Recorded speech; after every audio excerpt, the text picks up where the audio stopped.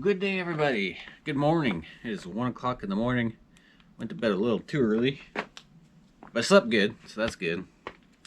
And boy, it has gotten cold out. Holy moly, the freezing weather is finally here.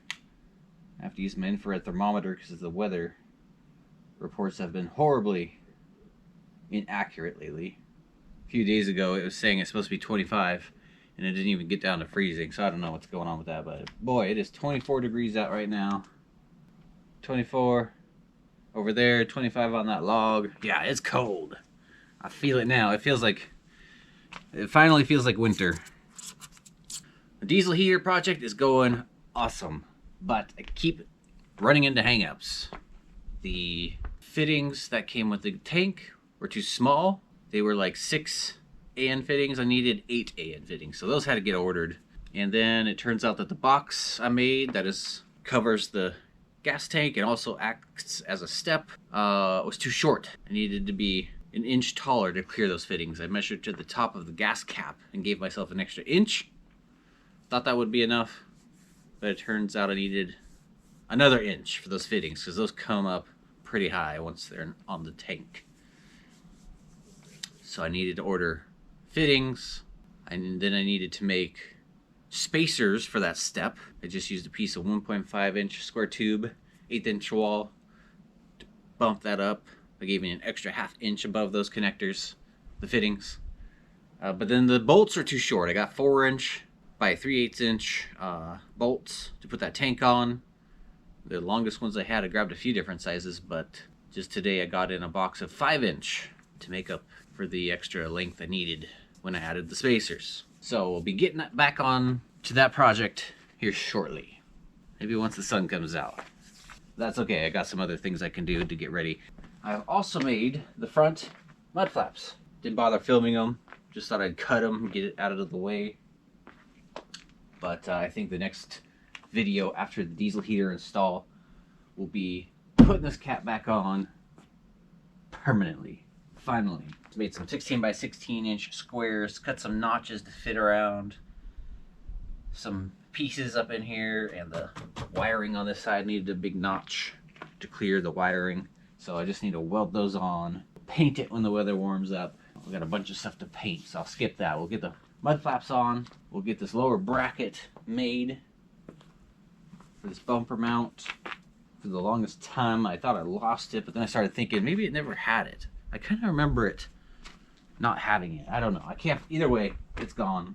So that'll be a little small project too. I need to cut the sides of the front cap because they are not cut straight. They come out too far. It's going to look funny.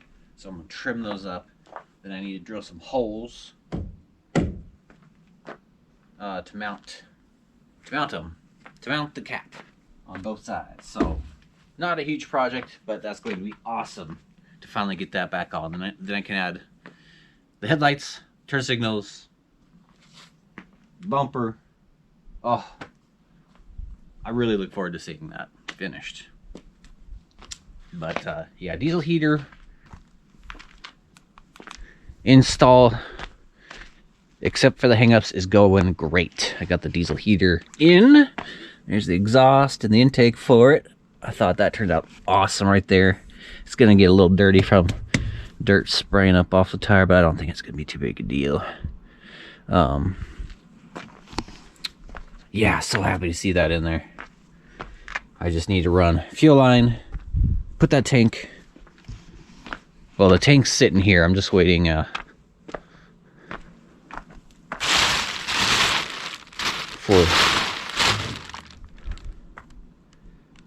was waiting for the bolts to show up. This is my spacers. Got one on each side to bring up that step above the fittings. Oh boy, and it is freezing. Oh man.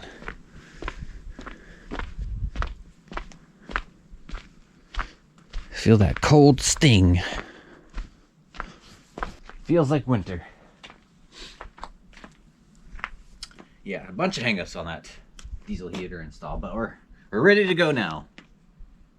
Even got the fuel line, got the hose clamps. I'm gonna wrap that up here soon. It's taking a little while on this one. We also got a future project that Brian F sent us to work on, which is a really cool upgrade for the RV. He says it's his favorite upgrade for his RVs, and that is an air ride seat bracket like they have in semi trucks.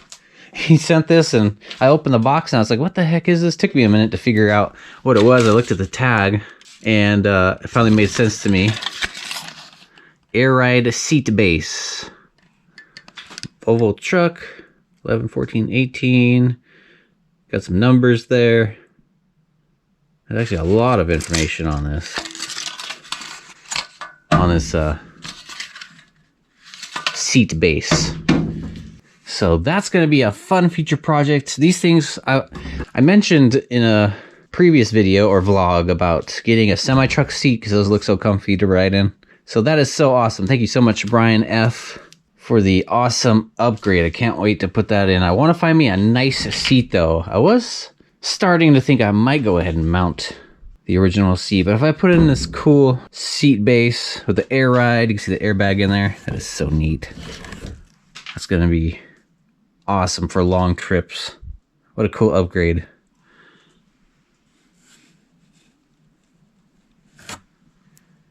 If I go through all the trouble to put that in, I kind of want to replace the seat. This is actually the passenger seat.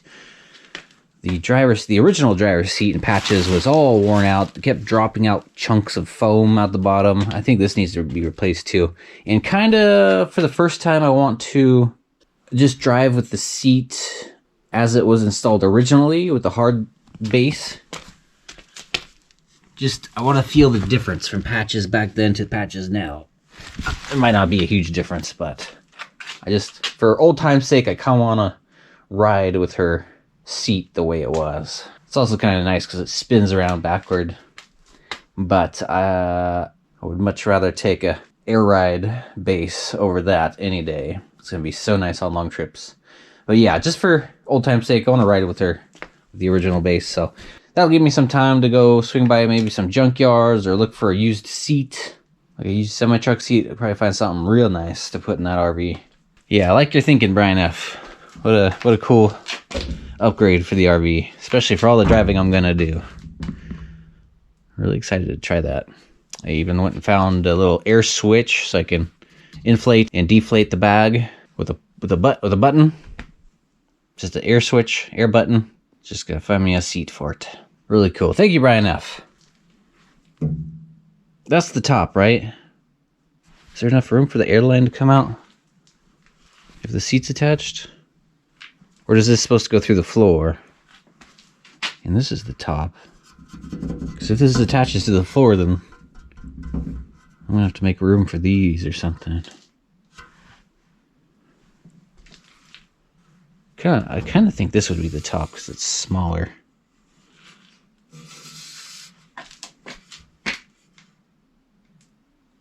Brian F., which side is the top? The air connection side? Or this side with the bump stop? Is the bump stop the top? Is that the top? Or is this the top? I think this is the top. Either way, I'm looking forward to this project. We'll get back on the road first. This is definitely something I can do while we're out traveling around. Gonna be an awesome upgrade. Yeah, big thanks, Brian. Also got a couple helpers to thank. John Paul W. and Eric C. And Ollie S., thank you as well. You just came in while I was editing this video. Thank you guys so much for your continued support of the channel, helping out with the rebuild and keeping the videos coming. You guys are awesome. Thank you so much. And I think that's about it for this update. Gonna get that diesel heater done, front cap installed. It'll be looking really, really good.